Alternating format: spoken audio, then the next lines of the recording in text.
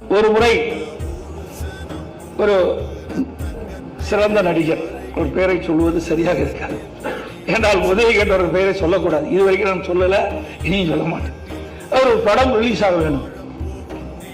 ஒரு சிறந்த நடிகர், மக்கள் மனதிலே பெரும் ரசிகர் கூட்டத்தை வைத்திருக்கின்ற ஒரு திரைப்பட நடிகர். அடுத்த நாள் படம் ரிலீஸ் ஆகணும். அதற்கு அந்த படத்துல விலங்குகள் பயன்படுத்தப்பட்டதுக்காக அதுக்கு சர்டிஃபிகேட் வாங்கினார் கொடுத்தாங்க. அதை வாங்க வேணும். அந்த தயாரிப்பாளர் வந்தார்.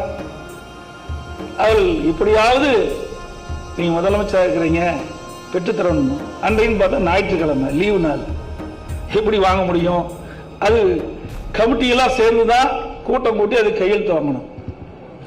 ஏதோ எங்களுக்கு நாளை ரிலீஸ் ஆகிவிட்டால் எங்களுக்கு பெரும் பிரச்சனையாகிவிடும். எல்லாவற்றுக்கும் செய்தி வெளியிட்டு விட்டோம், திரைப்படம் நாளை ரிலீஸ் ஆகப்படும் என்று. இப்படிப்பட்ட ஒரு இக்கட்டான சூழ்நிலை நீங்க தான் இதற்கு ஒரு தீர்வு காண வேண்டும் என்று என்னை நாடினார்கள்.